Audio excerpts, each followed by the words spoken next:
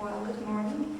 I'm Alexandra from Institute of Legal Sciences of the Polish Academy of Sciences, and I will be talking today about the highly controversial issue of penalizing Holocaust denial from the European perspective. By European, I mean the perspective of all those European states which decided to penalize in their legislations Holocaust denial. I must admit that I feel it's not the wisest idea to talk about Holocaust denial 1 hour after Professor WW2, but I will try to do it in the best possible way. Incorporating Holocaust denial into the catalogue of issues governed by legal regulations, and in particular by criminal law, raises a number of understandable doubts.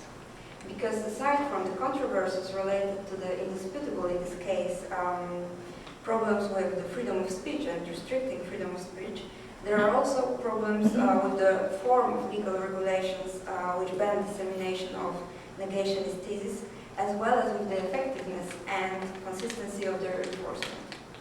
Thus, every single court trial and sentence for Holocaust denial in Europe has to raise a feeling of distrust and even objection in the United States. And therefore, the question whether and how to punish someone for Holocaust denial poses a specific challenge for all those European enthusiasts of the greatest possible freedom of speech, who at the same time see the need to resort to legal instruments in order to protect different values and the rights of others. The essential differences between European and American understanding of the free speech doctrine make it hard in the First Amendment ambience to accept the restrictive way of dealing with negationist theses in many, although not all, European legal orders. I will try today to introduce some of arguments used in the European discourse on that difficult issue. In 1984, during a research seminar held at the Hebrew University of Jerusalem, Professor Israel Gutman wondered whether Holocaust denial was simply a short-lived phenomenon, or if it had a future and would have to be dealt with. And today, when the thesis of negationists are spreading all around the world, and the president of Iran raising Holocaust denial to the rank of state doctrine openly claims that the Holocaust never took place and is a fiction made up by Jews, the answer to Professor Gutman's question is unfortunately straightforward. The danger stemming from dissemination of denial becomes even more apparent when one considers the general level of knowledge about the Second World War and the Holocaust in Europe. Of course, the society itself, the nation itself, and the level of its historical awareness has always been the best guarantors of preserving historical memory.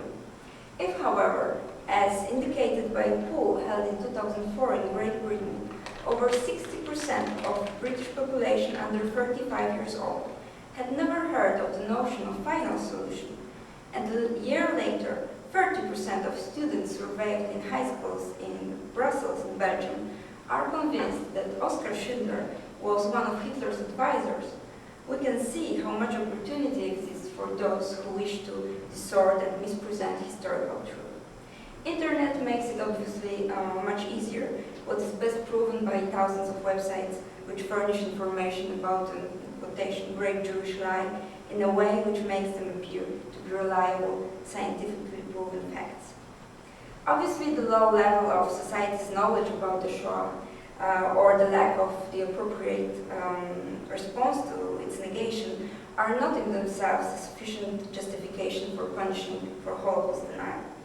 Also, the postulate of penalization to denial should not steal solely from the fact that the claim of negation is evoke moral objection. What are then the reasons to recognize the legitimacy of the punishment for words in case of Holocaust denial? The grounds for such legitimacy, identified by the legislators of particular European states, as well as by the European Union Council of the European Union in its common framework decision on combating certain forms and expressions of racism and xenophobia by means of criminal law from 2008, which in Article 1, Section D, places the European Union's member states under obligation to use necessary means to ensure penalization of, among other crimes, the crime of Holocaust, are the following. First, the need to turn the memory and honor of the victims of the Shoah into a legally protected value. Secondly, the conviction that restricting the negationist freedom of speech is acceptable in order to protect a crucially important element of a national identity and in broader context of the identity of the entire European civilization. And thirdly, the recognition of negating the Shoah as one of the modern forms of anti-Semitism, as a kind of hatred speech addressed to Jewish people, the consequences of which may lead not only to rise of anti-Semitic moods and attitudes, but also to acts of violence committed on that ground. Such prerequisites of more universal and axiological character are a kind of an attempt to formulate a justification for introducing legal ban on propagating Holocaust denial. They indicate the legislator's rationale for using penal sanctions against negationists. Let me now briefly refer to all three of them. First, the memory and honor of the victim prerequisite was particularly strongly stressed in case of Germany, where inflicting punishment for dissemination of Holocaust denial is possible, among other legal methods, on the basis of regulations which prohibit insulting and humiliating the dead. However, adopting such an attitude is tied with the risk of the negative effects of court trials of Holocaust deniers, because often they can turn into a kind of peculiar court show during which deniers get a chance to present their thesis in front of a wider audience, which may be seen as an additional insult to the memory of the murdered. However, the consequences of accepting this kind of presumption may be the assertion that actually nobody who tries to prove the legitimacy of his illegal actions in the courtroom should be punished, as it could simultaneously encourage others to take similar actions or insult the feelings of those who are the victims of such actions. Moreover, and for me personally, the moment when David Irving, a notorious Holocaust denier, denounces, even if only for a short while, in front of an Austrian judge, and loudly admits that the Holocaust was indeed a crime of Nazi Germany, and gas chambers were really used to kill people, Jewish people, ridicules the whole negation movement and proves how weak the basis of its ideology is. The essence of the second argument listed, related to the preservation of historical heritage, is captured well in the words of Professor Marek Safian, Polish judge of the European Court of Justice in Luxembourg, which were also spoken in the context of discussion on penalization of Holocaust denial in Poland. I quote, "Human memory is short and deceptive, while the trivialization of lies and hatred disseminated in public space may have shocking and destructive effect, particularly for the young generation of Europeans." End of quotation. Therefore, punishing negationists in this context is also aimed at impeding the process of the gradual fading away of the memory of the Shoah and the essence of totalitarian regimes, which, after all, are not irrevocably bygone. This argument emphasizes also the educational role of law and of the state, which, through the introduction of kind of taboo protected by law, fulfills the task of affirming certain values, such as commitment to the rule of non-discrimination on the grounds of national, racial, ethnic origin. And when it comes to the third argument concerning hate speech and hate crime, while most often the statements negating the Holocaust do not translate into a hostile, hateful, anti-Semitic references, the anti-Semitic motives of disseminating such messages become obvious for anybody, I think, who analyzes them in a broader context.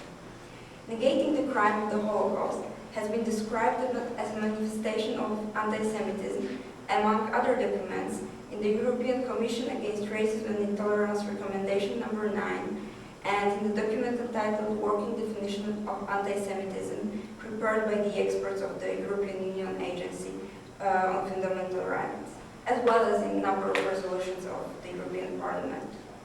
Therefore, if we assume that Holocaust denial is a form of spreading hatred towards Jewish people, a manifestation of anti-Semitism, the legal regulations which would ban its dissemination could be seen as a broader strategy of the state which intends to fight all forms of racial, national, or religious hatred and intolerance. And almost all European states have undertaken an effort in that respect, also in the legal sphere, in a number of international treaties. Of course, it could be argued that Holocaust denial does not translate into sudden intense explosions of anti-Semitic moods, nor does it directly lead to acts of violence committed on that ground. However, the fact that there is a strong correlation between words and actions is indisputable, although it is difficult to determine the exact moment of moving from words to actions. Various forms of antagonism may lay dormant for long periods of time, only to suddenly begin to escalate, reaching the proportion of mass psychosis. A dramatic example of this was the radio broadcast aired on the Rwandan radio station by a Belgian journalist, recognized by the International Criminal Court for Rwanda as incitement to genocide, and resulting in the journalist himself being found guilty of a crime against humanity. Those three main prerequisites are clearly mirrored in the jurisprudence of the European Court of Human Rights in Strasbourg, the supervisory body of the European system of human rights protection. The court has repeatedly been faced with the problem of evaluating the way of using by the Council of Europe's member states their legal regulations limiting the freedom of speech of Holocaust deniers. In regard to Strasbourg Court, there is a consistent and unambiguous standpoint in cases where an individual complaint concerns the limitation of freedom of speech of persons disseminating Holocaust denial. All such complaints have been so far recognized as inadmissible. The European Court's explanation of its position, such position, goes twofold. First, the court may consider the member states' legal limitation of Holocaust deniers' Holocaust deniers' free speech to be measures necessary in a democratic society for the protection of the rights of others, for the protection of public security and public morals, within the meaning of Article 10 of the European Convention on Human Rights, guaranteeing freedom of expression. In another option, the European Court may refer to Article 17 of the Convention, which denies persons the right to engage in any kind of activity aimed at the destruction of any of the rights and freedoms set forth in the Convention. As a result, Article 10, guaranteeing freedom of speech, cannot be invoked and used by Holocaust deniers in a manner which conflicts with Article 17. Among other complaints of Holocaust deniers submitted to Strasbourg was that of Roger Gorody, one of the key leaders of the negationist movement in Europe, who had been fined for denying the crime of Holocaust by French courts.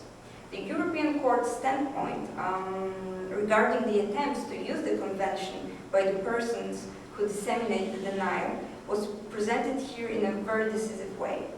The European Court stated that negation of the Holocaust is, I quote, one of the most serious forms of racial defamation of Jewish people and of incitement to hatred of them.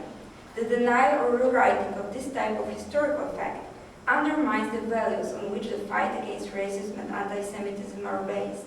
Such acts are incompatible with democracy and human rights because they infringe the rights of others. End of quotation. As a result, the complaint was found inadmissible on the basis of Article 17 of the Convention.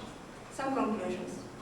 The question of the legitimacy of penalizing Holocaust denial is an element of a broader doctrinal dispute, where the views of those who advocate the unrestricted freedom of speech of the negationists clash with the views of those who see the need to use a specific legal barrier in cases of abuse of this freedom.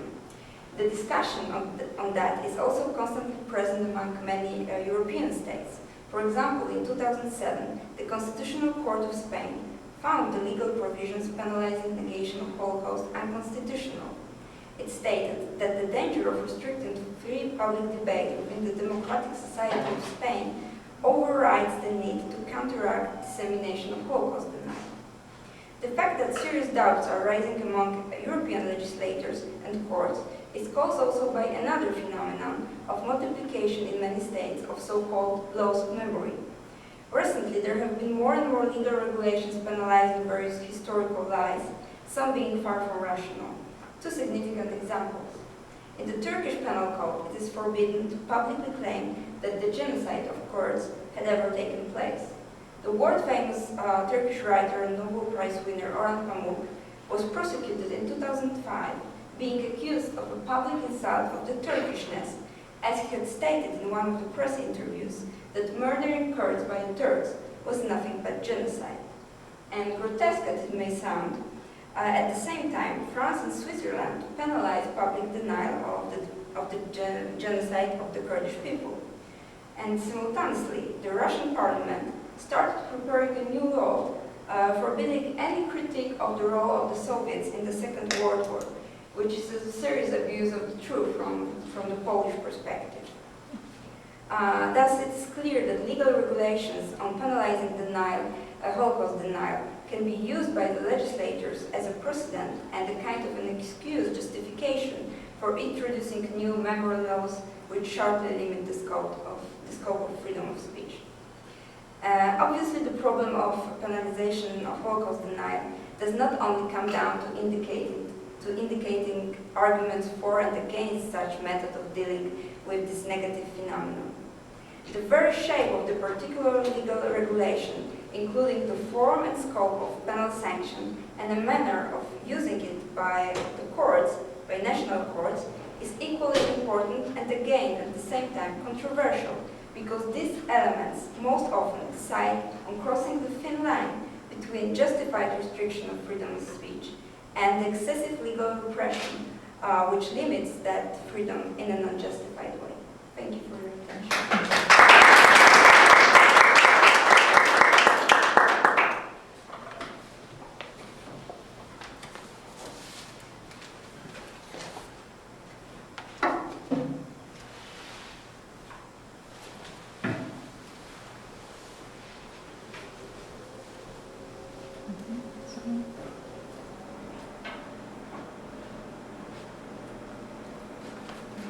Yes.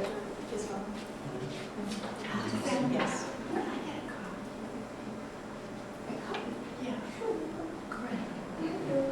Yes. It's just following up the takes about.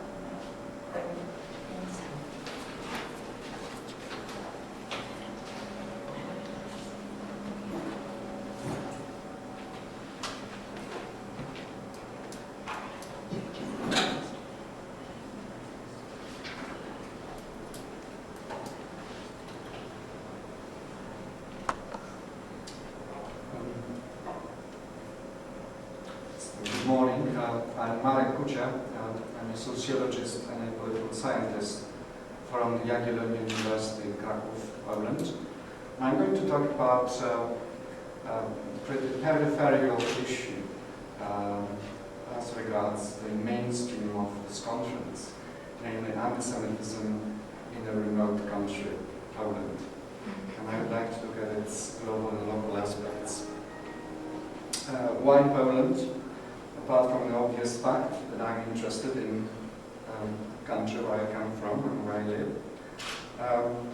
It's a country which has been very important for the history of Jews. Today, Poland is populated by more than 1,000 Jews by self-identification in national census, or by 4,000 or 5,000 according to the registers of the Jewish organizations in Poland, or according to about 40,000, which is the data given by some American Jewish organizations. What is the exact number of Jews in Poland, we don't know, but it's between 1,000 and 40,000, or as some anti-Semites in Poland say, 6 million. 6 million. But Poland, before the Second World War, was a country with one of the largest Jewish communities in the world, counting around 3 million. In this conference, actually, I've come across a lot of people who have got roots in Poland. That was 10% of the country's population before the Holocaust. 150 years ago, about 90% of Jews living in this planet were living in this area, which is or was Poland, or the Commonwealth, Poland and Lithuania. Now then the Holocaust came, and that's another reason why I decided to look at anti-Semitism in today's Poland. I was interested in why there is anti-Semitism in the land where the Holocaust has largely happened. It's the annihilation centers, annihilation camps. Auschwitz is actually 30 miles away from where I live and teach. And there is still anti-Semitism in the place where I live and teach. Reportedly, it's pretty high.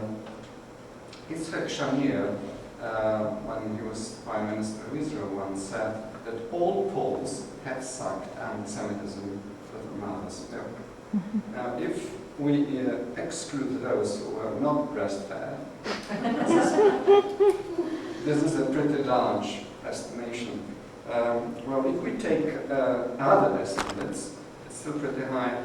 The Anti-Defamation League surveys anti-Semitic attitudes worldwide. And that's the results of a survey which they did a year ago. I don't have the time to discuss all the results, just one question which measures anti-Semitic attitudes. Whether this is true or not, respondents are asked to say.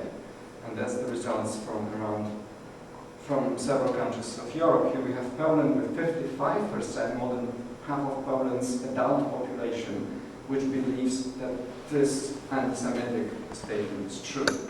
And there is no consolation that there are worse than us, like Hungarians or Spaniards. It's pretty high. Now, is this really so high? I was trying to establish this, and then I was going to find out who the anti-Semites are. Then I was going to analyze how the anti-Semitic views relate one to another, and I was going to compare this year's data with some previous results. And that was the quantitative part of my project, which I carried out through the means of a survey.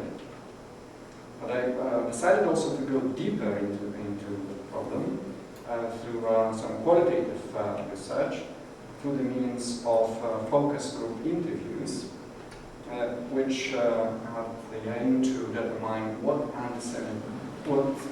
anti-Semitism means, or what anti-Semitisms, if there are more than one, mean, and to reveal the structure of the anti-Semitic opinions.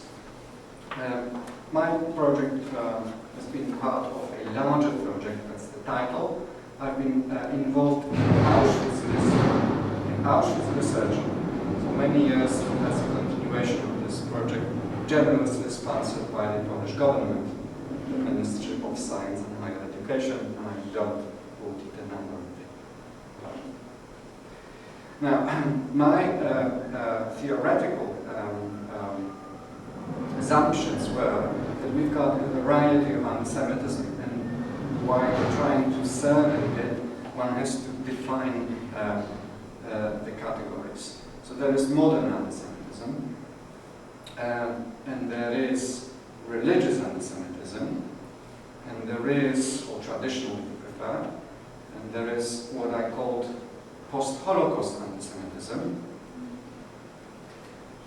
which has not been surveyed before in my country. And there is, of course, new anti-Semitism.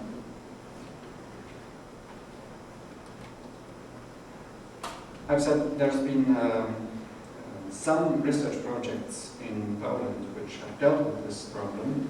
Apart from the ADL surveys, there have been quite substantial projects by Polish sociologists.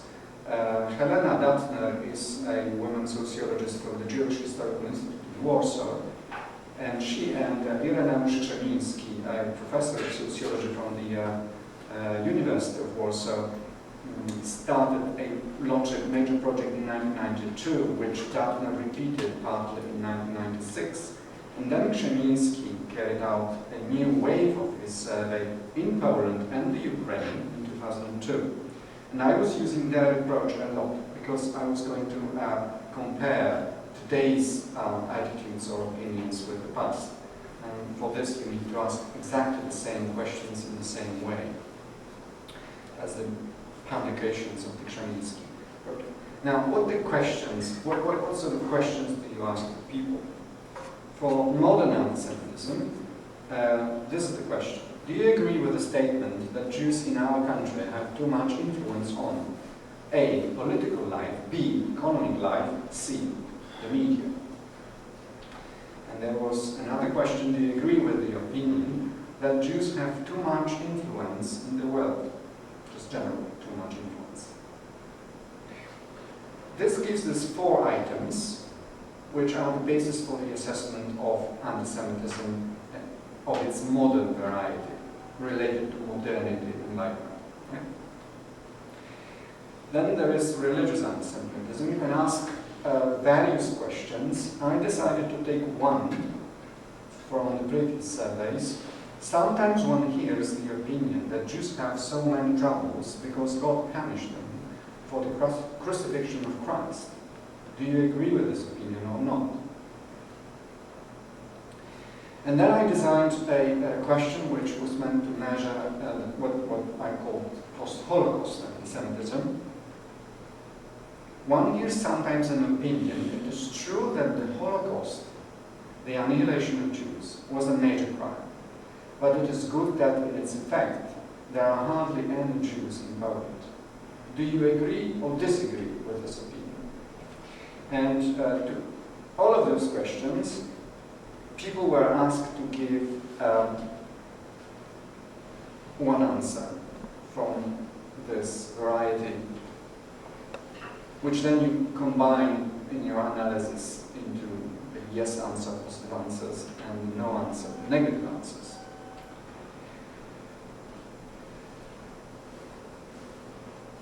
Well, all surveys have got limitations. We must realize what I'm going to show to you as results are opinions, not attitudes. The ADL reports are called anti-Semitic attitudes in Europe. And this is a little overview. You measure just one part of what attitudes are. Attitudes are composed of opinions and other things. So I was surveying opinions.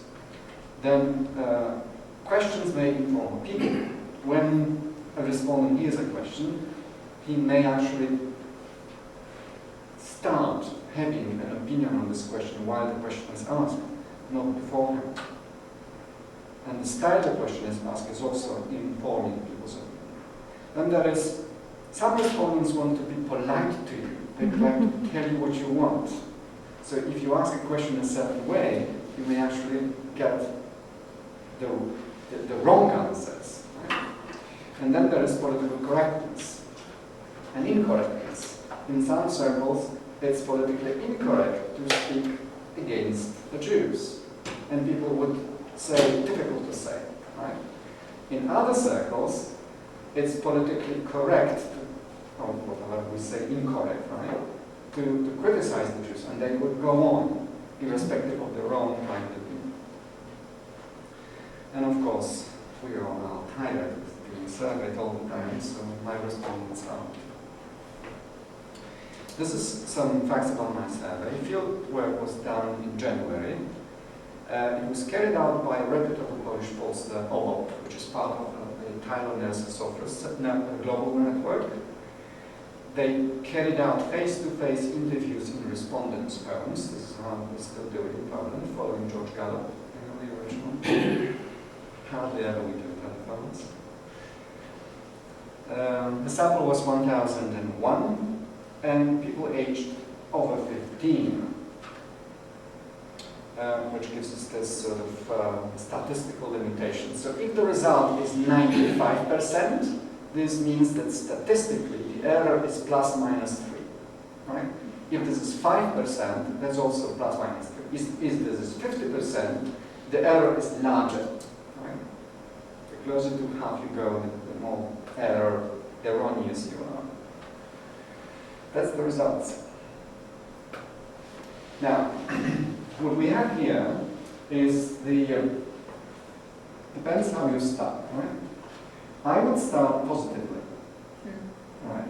The majorities of respondents were negative about all anti-Semitic statements. Can you see it? Either absolute majorities, 7 out of 10, rejected the post-Holocaust anti-Semitic views, or religious 65, or relative majorities, 45 or 3 and 33% rejected the other kinds of anti-Semitism, except for what I call international anti-Semitism. The belief in Jews being too influential in the world in Poland is overwhelming, right? It's 45 against 30%. Now, you can of course do all sorts of statistical analysis with this data, and this is what I'm going to show to you in a few minutes. But let me first tell you who the Polish anti-Semites are, according to the various demographic and social questions which we asked in the survey. That's what we expected. This is what the results confirmed. Gender does not correlate with anti-Semitism, except that men are more outspoken than women. You will hear more yes or no answers from men than from women. Women will be saying don't know more frequently than men. Age. The elder the people, the more anti-Semitic. Well, this is interesting because when you compare this to the earlier data, 1992 data, the eldest respondents in the early 90s were far less anti-Semitic than the average. Of course, there's been a 10-year generation shift. The eldest who remember the Jews have passed away. So those who are raised without the Jews, the elder they get, the more anti-Semitic they are. Education, the lower, the more religious anti-Semitism. Place of residence, the smaller size, the more religious anti-Semitism. Interest in politics. If people are more interested, they tend to be more anti-Semitic than average.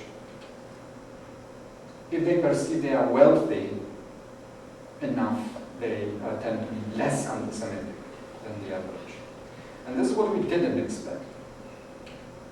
And what the results showed. Education. Among the people with higher education, there was a little more anti-Semites than on average. And so all the Enlightenment theories, if you bring education, people cease believing in myths, is not fully confirmed with these results. Place of residence. We expected that people, the smaller residents, the more anti-Semitic, political and international. This is not true.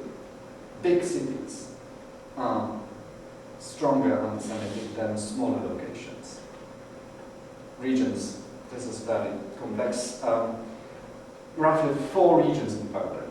Former 3 partitions, Russian, Austrian, German, and the regained territories from Germany post-war. The former German Prussian partition and the regained territories, less anti-Semitic than average. Central Poland, former Russian partition, more, and Austrian on average, right?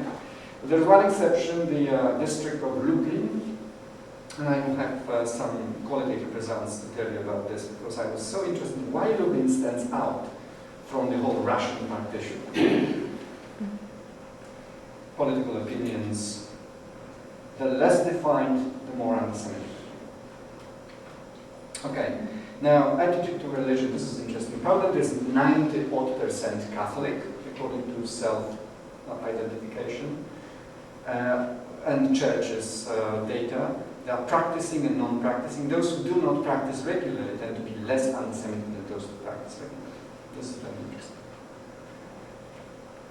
Now, how many anti-Semitisms? This is a chart which shows the questions I asked, and they basically concern modern anti-Semitism, domestic or international, and historical anti-Semitism.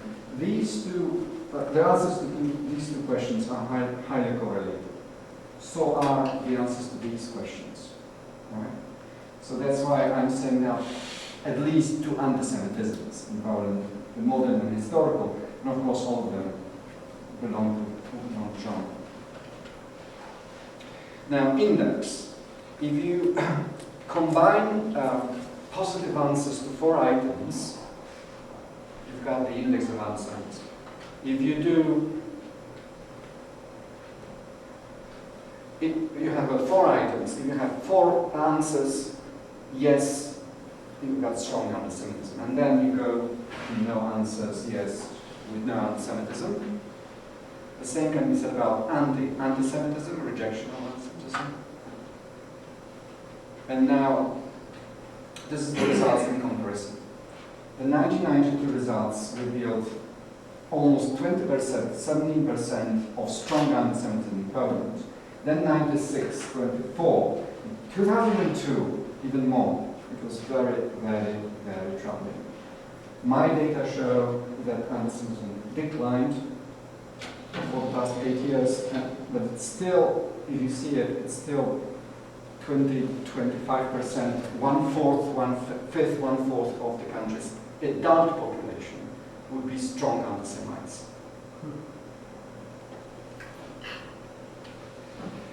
Qualitative. What do the anti-Semites say? For this, I chose to do group interviews with Catholics in 3 locations. And I did fieldwork myself with my students in June this year. And I will give you some ratings. Who are Jews in our country? I was curious to know. If this question is asked, what those people would say. How big is the sample? The qualitative, you choose groups which would be of a small size. You are not interested in a large sample. I did 3 group interviews between 5 and 9 people each, in order to, hear what they say rather than to count how many people say what. Original sample was about the sample for the survey was 1,000, and that's the qualitative part, which didn't have to regard the sample size. So the Jews in our country who've got too much influence on politics and economy and the media are the Polish language politicians. They are Polish language Jews who rule the country. That's the quotes. Poles who have Jewish roots. Right? So they are seemingly Polish, but in actual fact, that's my interpretation, they are Jewish.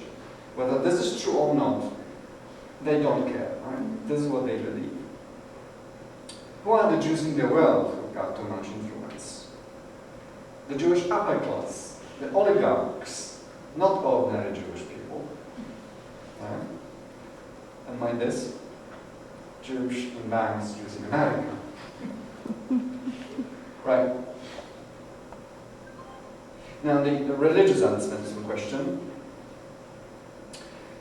This is a quotation, a lengthy quotation, read it for yourselves. It's a very interesting mixture of religious traditional anti-Semitism and political international anti-Semitism. Right? So this is how the various kinds of anti-Semitism are related in individuals' minds. It's not very rare. But then you have, that was a whole group of Catholic intelligentsia, the higher education people in Krakow. There was a club there, and they came all along. And when they heard this, they said, no, this is a heresy. Right? So even among the Catholics, you would see this, as if these were 2 different denominations. Is there a class difference at all? No, it's not. It's a region. Yeah. It may be also who supports Vatican II and who doesn't. Yeah. Different, yeah. These were the people who are very much into the teaching of the Vatican. And these were the people who are the listeners of the Radio Maria station. Oh, right. Not the right-wing, extreme national Catholic. What is that region where that is red? This is Where is that? Red. this is Eastern Poland, right? And this is Southern Poland. By the way, both is Galicia, the former Austrian partition, except that this is far stronger. This region, the Rzeszów region, is far stronger anti-Semitism. This is one of the strongest in Poland than the Krakow region. the Holocaust and post-Holocaust anti-Semitism, this was universally rejected, and this is why. That's the quotes from Rzeszów that was quite optimistic and correct. And also they refer to the teachings of the Pope John Paul II. But, right, at the same time, in the Rzeszów group, in the Radio Maria group, you have this view expressed in a different context.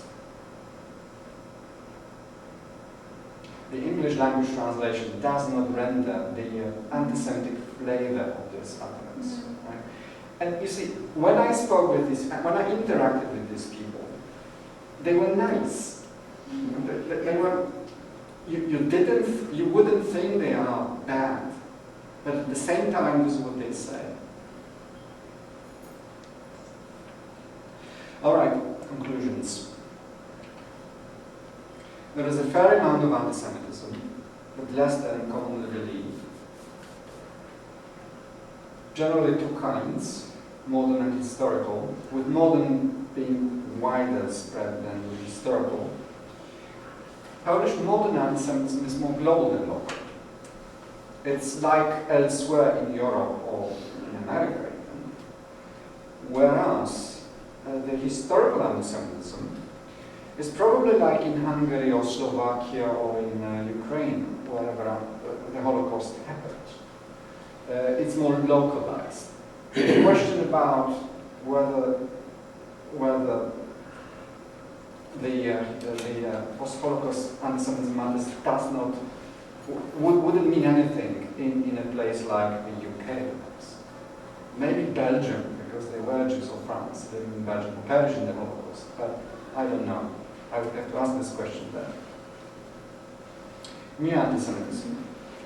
I didn't show you survey results for the new anti-Semitism because there aren't any.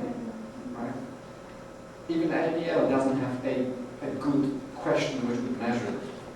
However, from the qualitative, I had the sense that there is a relative absence. However, there is some potential.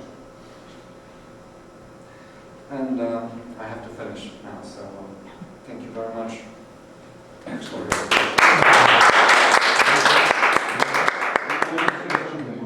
First of all, I want to commend you for this paper. It's one of the best papers I've heard at this conference. It's really excellent. And when can we have a discussion about it? After the three speakers finish, we'll have a This conversation. is really first rate. Look at those very good. Can I give you my address to get somebody to help you? Write it down. I have to write it down.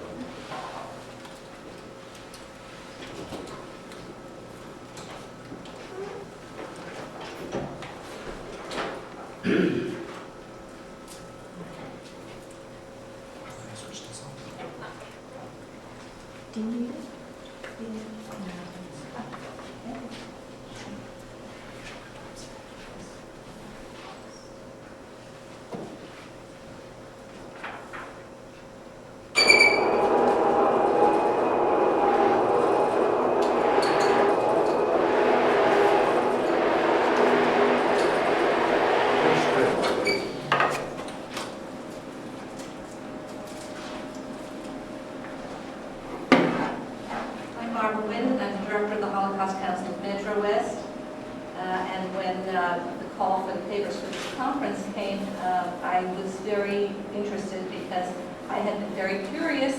The effect of the researches of anti-Semitism on survivors. I work with survivors all the time.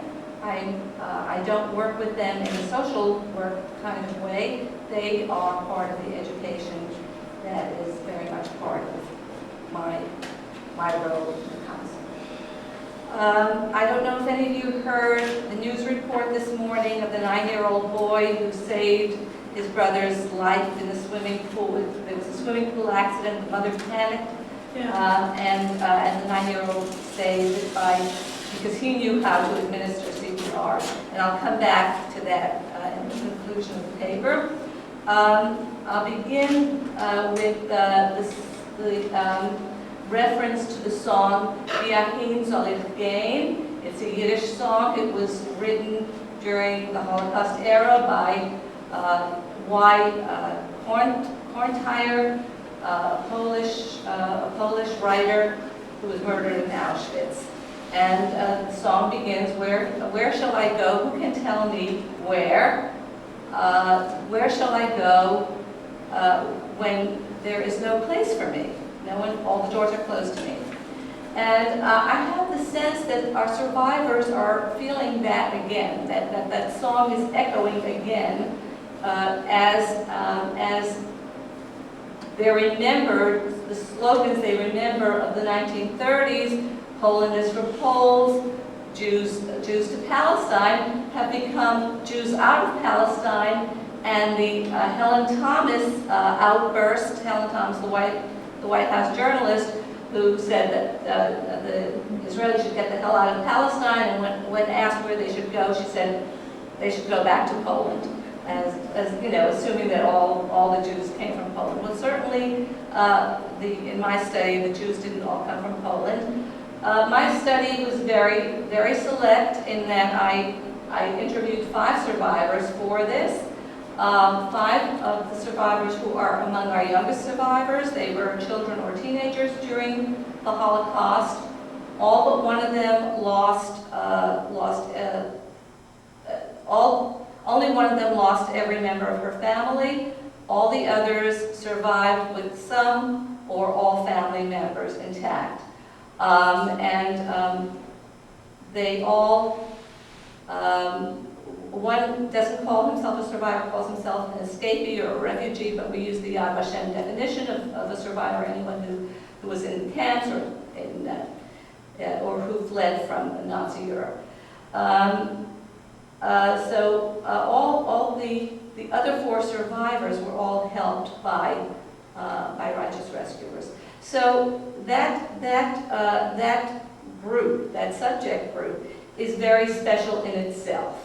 And it doesn't, and this paper doesn't purport to give a broad scope. The survey of the reactions of survivors, certainly the older survivors, certainly the survivors who survived as complete orphans, and certainly the survivors who met no, at least not face-to-face, any righteous rescuers.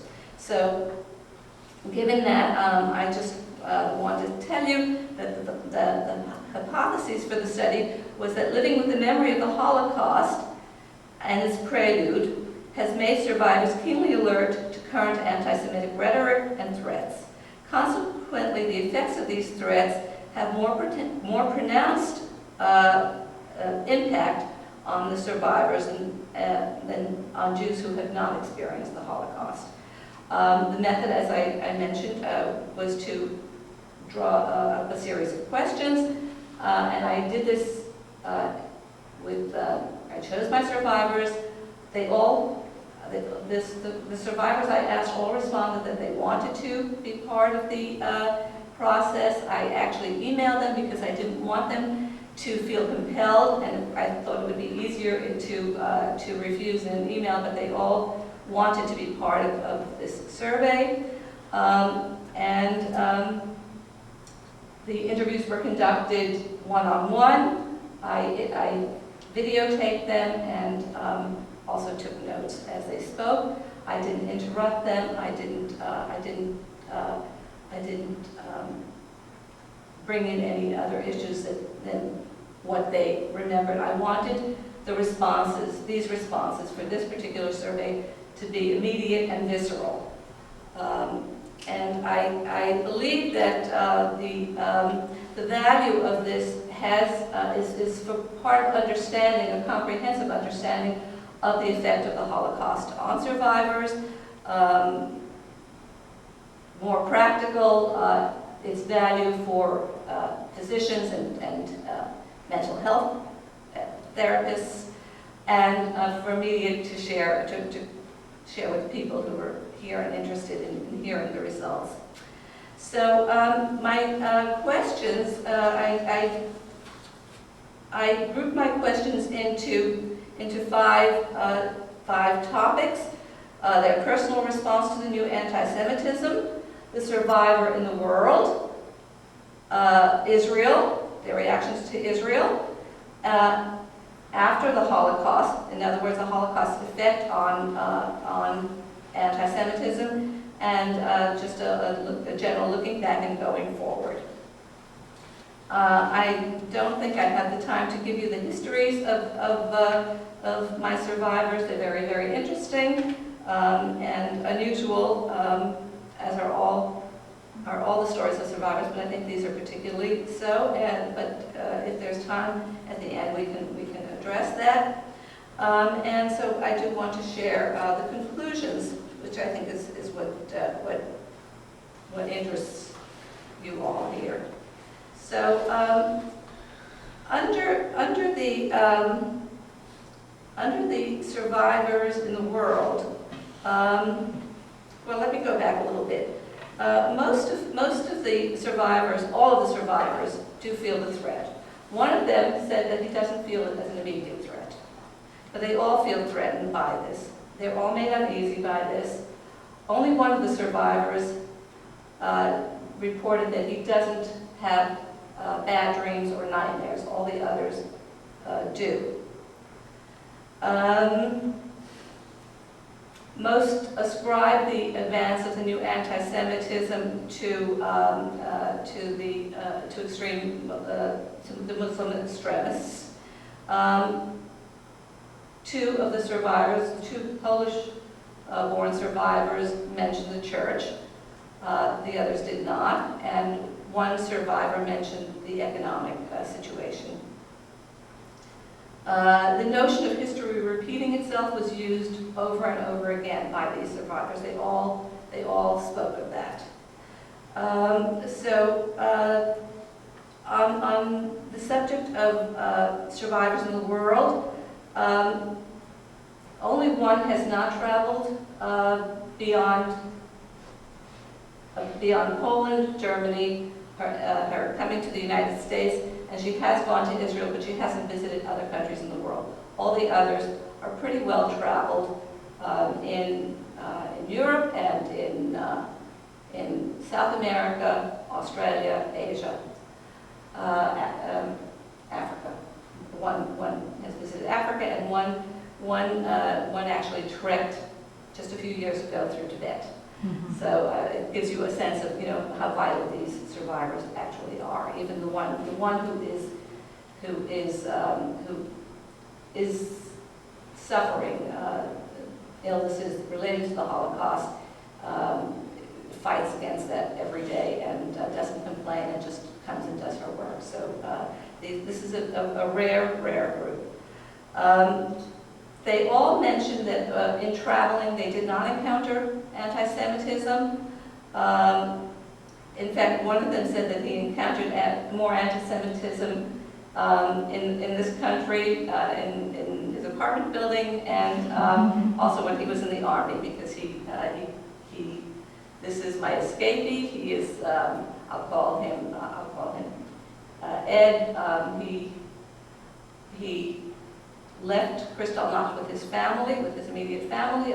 He left Germany a month before Kristallnacht, finished high school here, went into the Army, became one of the monuments men saving the art that the Nazis had appropriated, and he trekked through Tibet just a couple of years ago.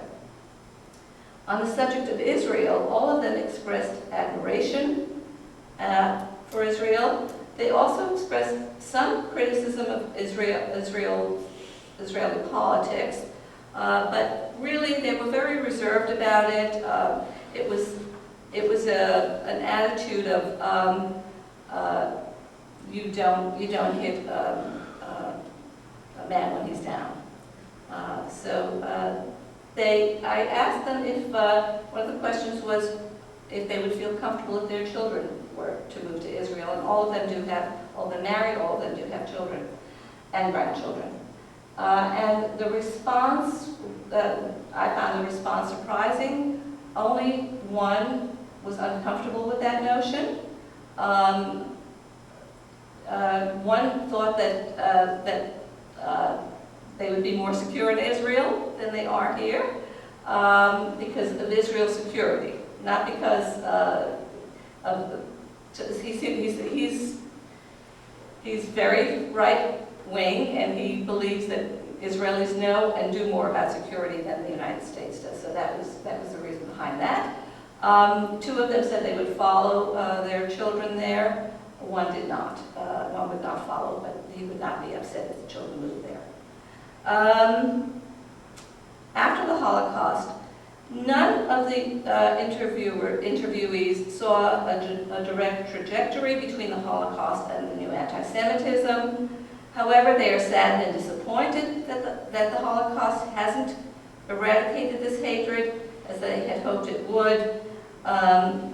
One of them suggested that it was so contained, it seemed so contained in the 1950s and 60s and maybe early 70s that its eventual demise seemed possible. He was the only one that mentioned that. Lena, my Holocaust survivor, who was the only one who suffers illness, considers it possible that the Holocaust encouraged anti-Semitism because in Poland it achieved the nationalistic aspiration voiced before the war. Poland is for Poles, Jews go to Palestine. She also stated, what happened can happen again. All voiced belief in the necessity of education, though not necessarily through museums and memorials. Some of these they indicated may actually have a deleterious effect. With the exception of one survivor, all believe that the long delay in delivering Holocaust education has had a negative effect and has led to the more recent genocides. Ed is my Tibet trekker, wondered what the Holocaust can teach, but he answered his own question. He has witnessed the positive impact of Holocaust education on students and also adults. Furthermore, the recent return of some of the Nazi-stolen art to Holocaust victims and their heirs has impressed him. Looking back, going forward, most survivors cope with the new anti-Semitism by adopting a positive attitude, staying physically active, intellectually engaged, and socially involved. Lena, and she was my Polish survivor who suffers, is convinced that many of her ailments result from Holocaust-related injury. She still has a bullet in her thigh, which she got when she jumped off a train.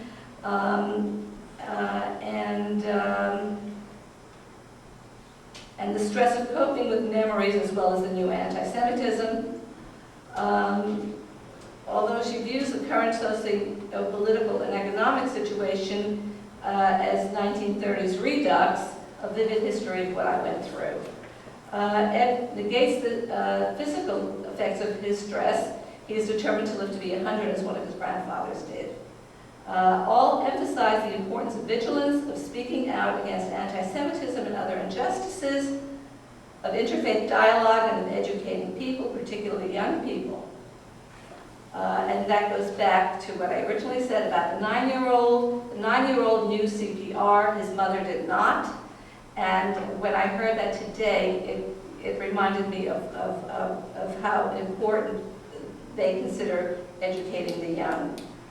None of the survivors I interviewed have given up on America as a secure sanctuary for Jews.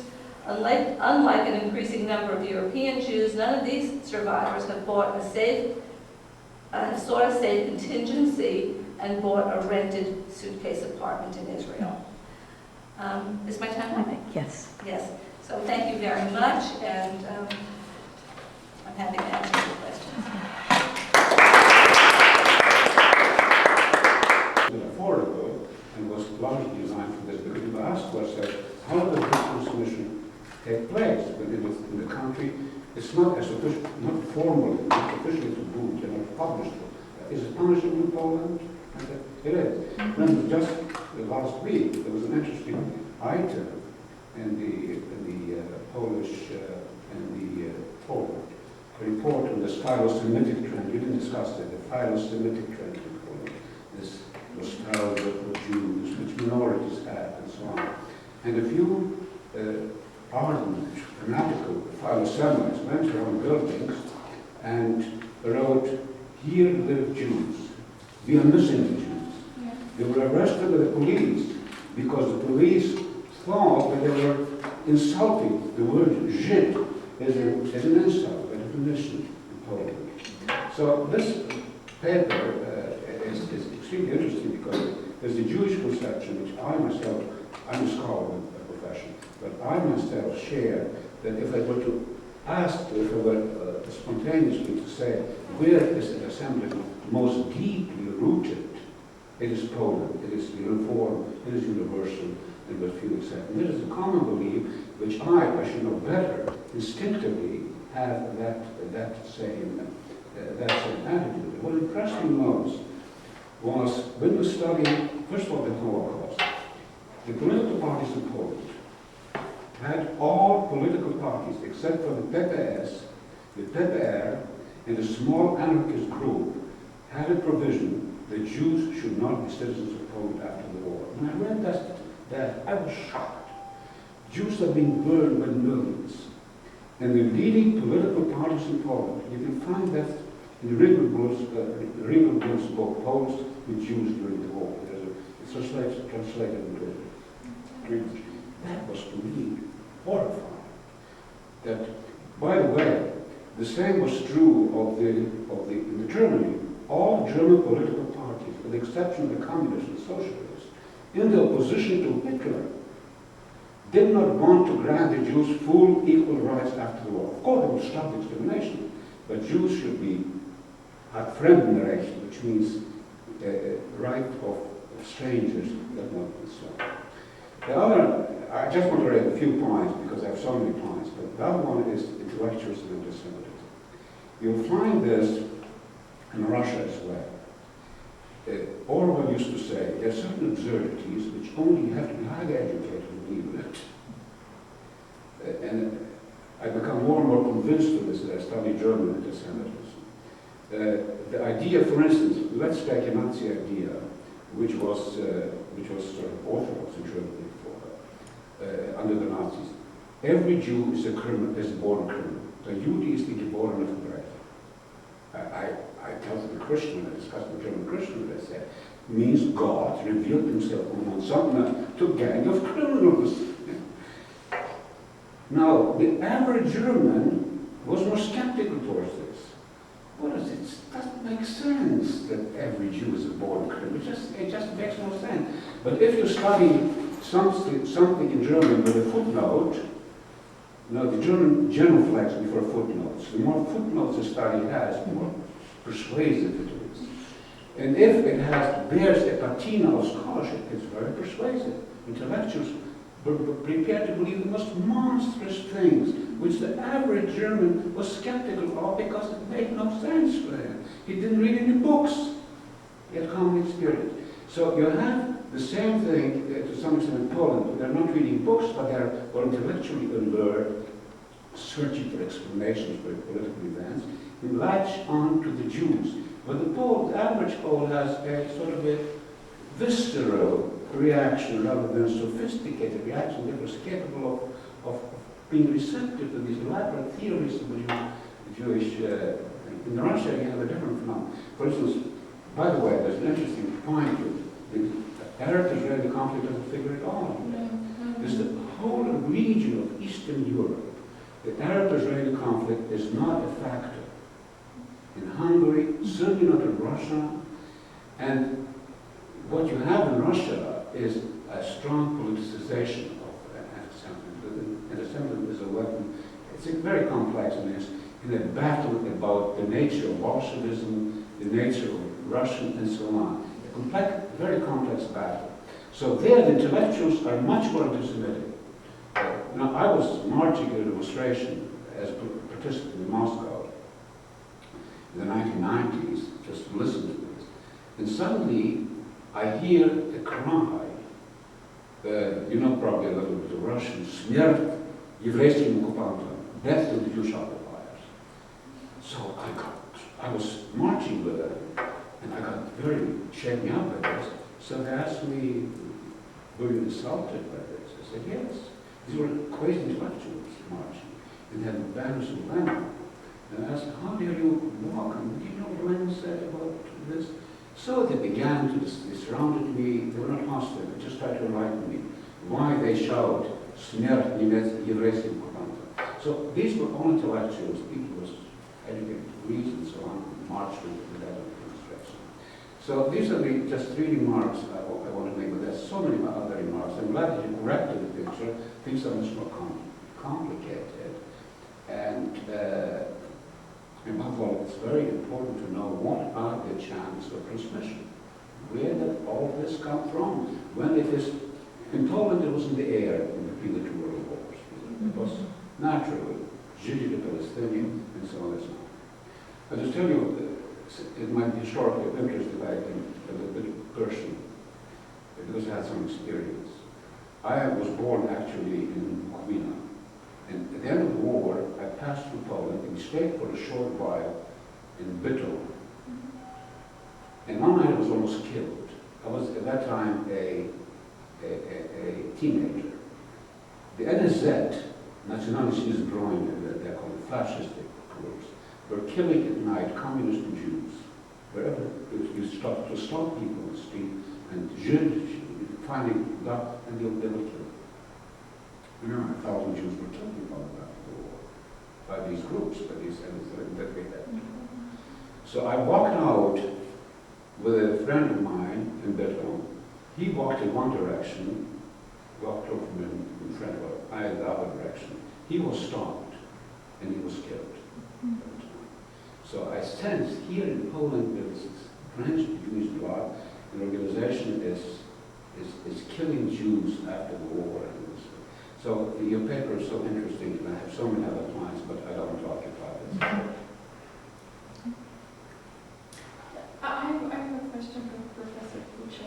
I'm interested in the relationship between what you talked about and the events of 1967. Wasn't there a state-sponsored or state-motivated campaign in Poland against the Jews? 68, okay. And what was the Jewish population like before that campaign? What motivated it? What do you think its effect was on Polish attitudes toward the Jews? And how many Jews actually emigrated at that time? That was a state or Communist Party sponsored wave of anti-Semitism. And did it resonate in Polish society? To some degree, yes. It's hard to say to what, because it was a closed society, no way of measuring public opinion surveys.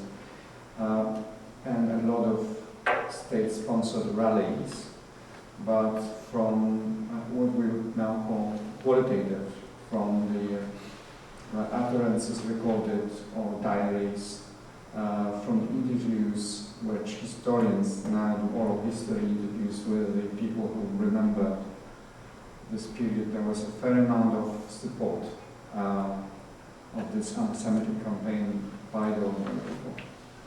That was which was basically targeted to the remnants of the Jews of Poland, the ones who were highly assimilated. And many of them did not even feel themselves Jewish. They felt themselves Polish, but they were remembered their Jewish origin, and they were forced out of the party or state positions and forced out of the country. That was the last big wave of Jewish emigration from Poland, after which there are hardly any people in Poland who would consider themselves Jewish. I mean, the 1,000 plus figure from the last census, this is really minimal. By the way, in that census, people could choose only one self-identification. Right? So today's idea of multiple identities was not part of the methodology of the survey, of this census, which, by the way, is going to be repeated this year. This year. Again, without multiple choices possible. I would like to add to that one of my survivors that I interviewed for this paper was one of those Jews who came to the United States after 1968. And she came here because her son wanted to come here. She lived in Poland. She was a very famous stage star in Poland. She lived without referencing her Judaism at all. Her son was not told that he was Jewish until he came home one day talking about some dirty Jews that he saw, at which point his parents revealed that he was Jewish. At that point, he wanted to leave Poland because I think he felt threatened and come to the United States. He's in the film industry, very successful. But he doesn't consider himself Jewish and doesn't live here as a Jew and is in his second marriage now. Neither of his partners were Jewish, and the children are not raised. His children are not raised as Jewish. But I'm just curious, this is probably an impossible question to answer, but what do you think your statistics would look like if you were to have done these surveys, say, in '68?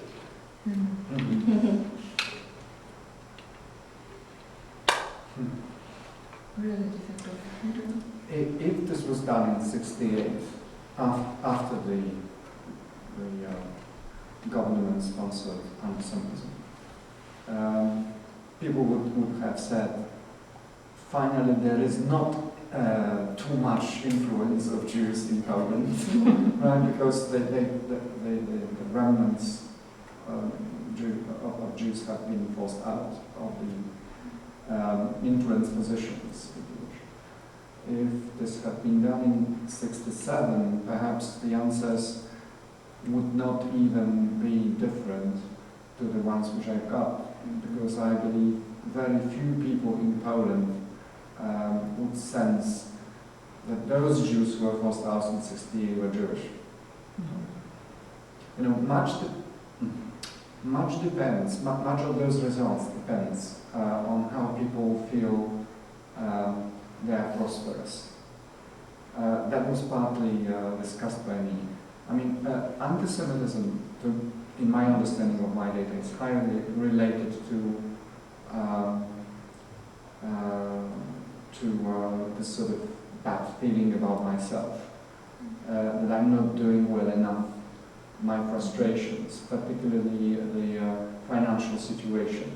And then if I try to find who's guilty, I'm having a ready-made answer, which is part of culture.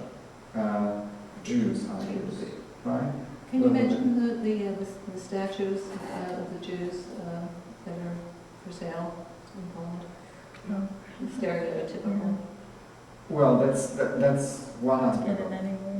Yeah, that's another aspect of the story. But I was going to refer to the point which you raised in your comments about the transmission through family. It's very interesting that you would, it's socialization, as we call it in sociology and social psychology. It's very interesting because you don't have the same effect of the family transmission in the areas where there were many Jews before the war, and where the population, the Polish indigenous population had not been moved, as opposed to the areas where there were not many Jews before the war, and or the Polish population which is living there have been moved. I mean, the extremes. The region which I chose for my qualitatively, the Rzeszów region, the Radio Maria people, this is a very stable region in terms of population movements. People who are living there are from the generations, the established Poles. There were many Jews living in this area, right? One of my maps was showing it.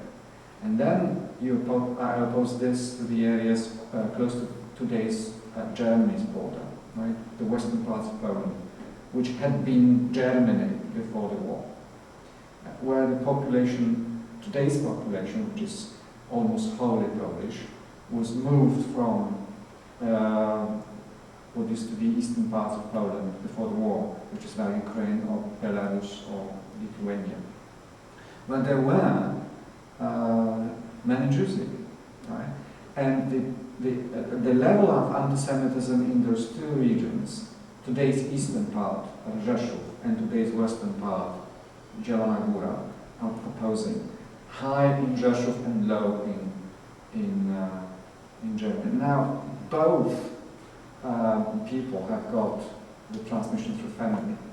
Now, why is this transmission in the western region not having the effect of the same amount of anti-Semitism as there is in Rzeszów? This is the question I cannot answer. I was just giving these facts, established Polish population, moved Polish population. Many Jews living in the area, very few, hardly any living. And the remembrance of the Jews living in the area of the forefathers of those people in Western Poland today. I mean, this is not working.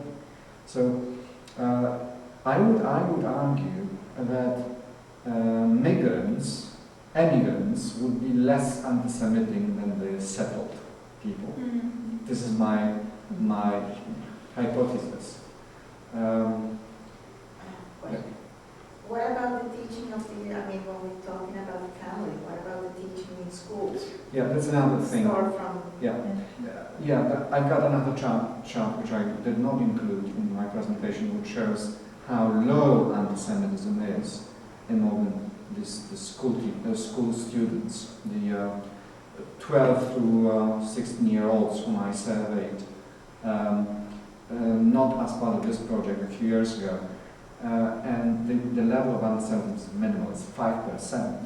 So maybe, it's not very, Is it taught in school, the Holocaust? Yeah. And I would, yes, and I would use this data from the youngsters survey as a proof for the effectiveness of Holocaust education.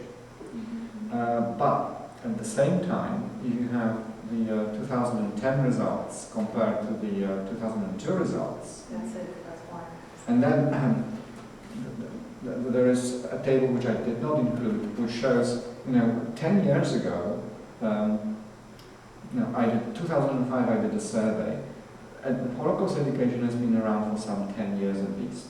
So for the past 10 years, there has always been some Holocaust education, but very, very intense education has been around for 10 years.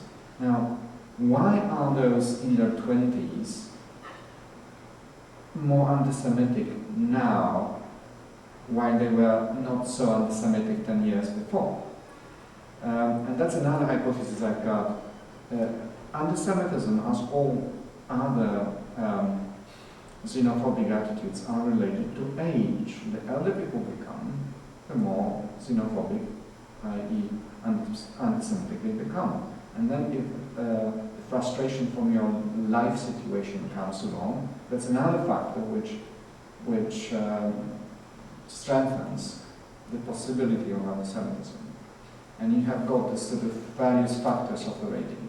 So you may have a very well-established Holocaust education, which would be effective short term, but then in 5 or 10 or 15 years, we don't have studies which would check this, but I would be very curious to repeat this study in 15 years or something, and to check whether I'm right.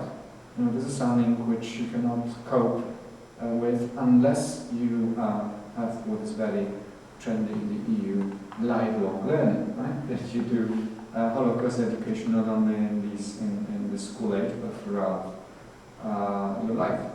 How you do it. That's the matter for the educationalists to establish. How do you explain Lublin. Lublin is a very interesting case where the church leader there, the Archbishop of Lublin, Father Rzeczyński, is a very outspoken anti-Semite. Right? He's rejecting anti-Semitism overtly. He's even labeled Jew, right? Because of this. That's another thing. You've got this label Jew. If you do too much anti-Semitism, anti-Semitism, you are Jewish, right? So he's a very outspoken, he's got a pretty high standing, he's a very clever man. He incorporated into the curriculum of the priest seminary, the University for Priests, Judaism. And I was taught by my respondents, by my informants in Lublin, who work with him, with Brzezinski, that there is a so-called day of crying for all the priest trainees, that they have to go every year. There is a day established by the bishop when the priest trainees go to a Jewish cemetery in the area or to the place where there was a synagogue, and they pray on song. They pray songs, right? And they cry for the Jews of this area. Right? So that's the way of commemoration and kind of a religious ritual as well. At the same time, though, when you do ethnographical studies of the locals, you would be terrified at the amount of religious anti-Semitism, right? In the baseline, at the grassroots level, among the ordinary Catholics. So you have a very, good leader, which is speaking against anti-Semitism, political and religious, who lets priests be trained so that they would not be anti-Semitic, and at the same time, the people are still, preserving those superstitions, which is showing the fact that even, if the leaders of a church would be combating anti-Semitism, it's not an imminent effect. It's not going to have an imminent effect among the ordinary believers. Maybe in some, 5 or 10 or 15 or 25 years. I think if you did a comparative study of anti-Semitism cross-culturally, you would find that Poland is probably one of the very few countries which has a religion, the Christian source of anti-Semitism most pronounced. The notion of Christ Jew as the Christ killer has vanished from Western Europe. It's a secular scholar. It doesn't exist in Russia anymore. To some extent in Latin America, Philippines, and so on. But Poland is still Christ killer. That is a dominant image. Yeah. When you saw the film, what was it called? The very famous 9-hour Passion. Gibson's Passion? Pardon? Gibson's Passion? The one by the French, by Lanzmann. There's a famous scene in which a surviving Jew comes and the congregation surrounds him and he asks them why he was killed. So somebody comes forward and says, they were killed because they killed Christ. And so that is a very important element. And the Vatican II, the little footnote in the Bible that the sins of the fathers are not interested in, has had no effect at all. It was a little footnote there which is a dead letter as far as the influence is. Well, except for some circles such as the intelligentsia from Krakow, the Catholic intelligentsia from Krakow, who cried at once, all of them. It's a heresy, right? If you say things like this. So they rejected religious anti-Semitism, but this is where Karol Wojtyła was the bishop before he became the pope, right? And this is where this Pope's influence, the influence of his teaching is alive. Poland is very famous for its cult for the Pope, which doesn't have much to do with the admiration of his teaching. It's a country where we've got a very peculiar mixture of Catholicism and nationalism. And that's the overwhelming majority of the population. The people in Rzeszów, very nice women and men. I enjoyed a lot speaking to them, and they were very open to it. The things which they revealed were terrifying. There's another element, perhaps, that you have in Lithuania, which is very similar to Poland in this respect, with church interests and so on. And with the resentment Poles feel at the belief in the West that they're so anti-Semitic. That is a theme there was a ceremony, I remember, in Krakow last year, in which one priest, I forget his name, was a very violent attack on the Jews who defamed Poland. Now, the Jews as defamers of Poland, that is a theme. I don't know if you would counter that. Anti-Polonism. Well, I don't keep. We have a question. Yeah. She has a question. Okay, you were asking why the 10 years between the two studies were so drastic. Isn't it that there's a lot more permission to voice anti-Semitism? No, No? actually it's becoming increasingly politically incorrect, right? And I wonder whether my results are 100% genuine, right? At the same time, there is this growing awareness that anti-Semitism is a bad thing. No, the late John Paul II said it's a sin. You have to go to confession, right? Well, what do you confess? Now, Catholics are meant to confess deeds primarily, thoughts, and these are thoughts. Well, these are light sins, so you don't go to confession with your thoughts. But at the same time, there is a certain connection between your thoughts and your deeds. This is what Jesus said, right? So. I have a question unrelated in some ways, but how did Poland react when Hungary elected Nazis to its government this last year? Was there any reaction at all? I can answer, I hope. There was a reaction among European Union states. Poland, I know that Poland actively pushed other European Union's member states to do something, to say something about it. So this, I would say this was a diplomatic level of reaction. That's Yeah. Well, thank you so much. Thank you. Wonderful. Why do you live in Poland? Why? Because it's a great country to live As a in. Jew? We as Do Jews, you have we are the not papers Jews. in ready No, for you're not. No, I don't have How a do they choose? written, We are Philos written and version, I have I'm a in one presentation form. version. I can give you the presentation. Yes, I'll give you that.